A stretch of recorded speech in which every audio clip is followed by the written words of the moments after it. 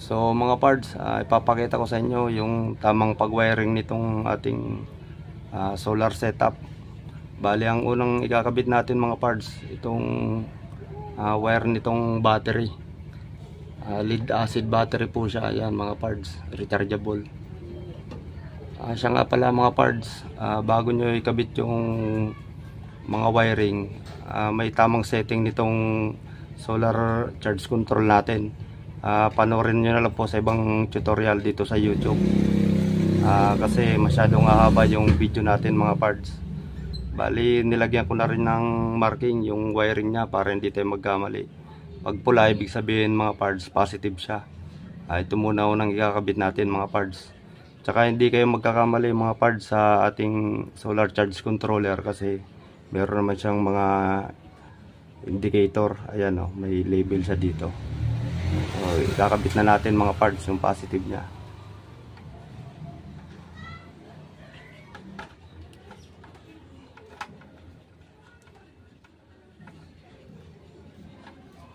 At sunod naman natin yung negative.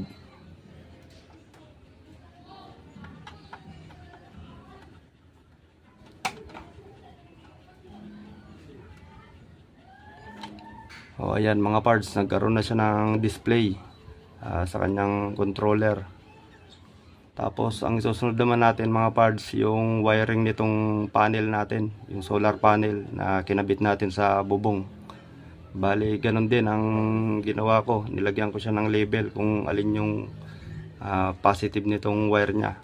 Dapat tama yung polarity nung pagkabit natin ng mga wiring mga parts, para hindi masira yung ating solar charge controller. So ikakabit na natin mga parts.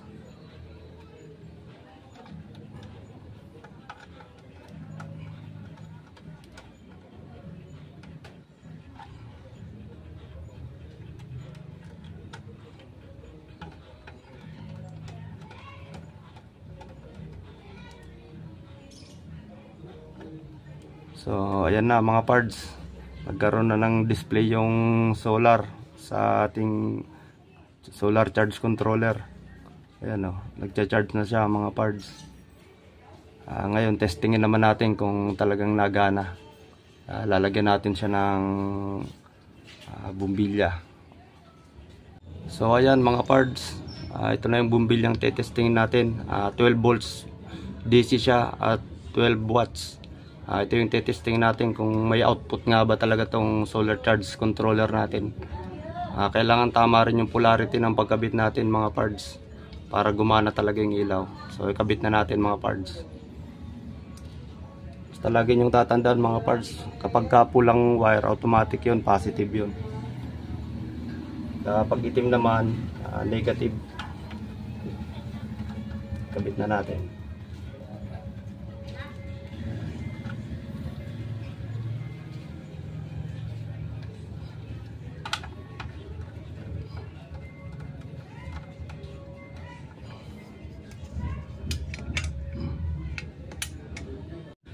Mga parts, yung switch nga pala nitong output nya para umilaw tong bumbilya natin. Ito yun mga parts, pipindutin lang natin to. Ito yung pinaka on tsaka off nya. Testingin natin. So ayan mga parts, umilaw na. Pag may gantong kayo sa bahay nyo mga parts, laking tipid nito sa kuryente. Kailangan meron kayong mga gantong solar power. Yan o, lakas niya mga parts. Tsaka kung papatayin nyo, ganun din. Ito rin yung pipindutin nyo. Ayos na. Gumagana siya mga parts.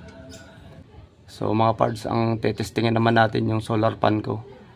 Kung gagana ba talaga siya dito sa solar charge controller natin. Meron siyang output dito sa ilalim. Papakita ko mga parts. Mga parts, ito nga pala yung sinasabi ko sa inyong output niya pa. Yan yung dalawang ganyan. Bali, dyan natin sasaksak yung wire ng ating solar pan. Saksak natin mga parts. Yan yung wire niya. Nilagyan ko nga pala siya ng step down converter. Bali yung input niya 12 volts tapos yung output niya 9 volts mga parts. Yan, sasaksak natin sa ating solar pan. Yan mga parts. Yung input kasi ng ating solar pan ay 9 volts. Dito natin siya sasaksak mga parts. Ngayon switch natin kung gagana. Ayan, gumana na mga parts. Gumana na mga parts. Yun. Number 2 natin kung kaya. Ayan, kaya din mga parts. Ano, kaya. Ayan, wala siyang ibang saksakan kundi yun. Doon nakasaksak sa ating solar. Ano, lakas mga parts. So ngayon mga parts, subukan naman natin kung magcha-charge yung cellphone natin. Saksak lang natin tong USB dito sa may USB port nya.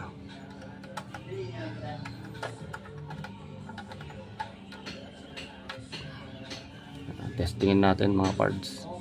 Ito yung cellphone.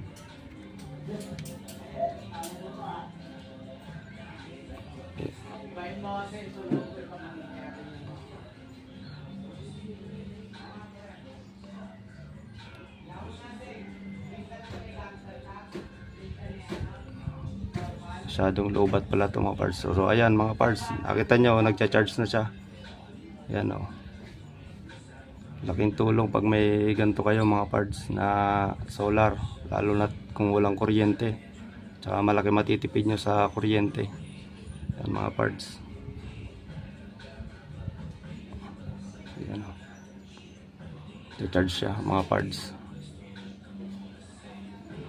So gumagana. Mga parts, kung nagustuhan nyo man po yung simple solar setup ko, paki-like naman po and subscribe. Salamat po and God bless.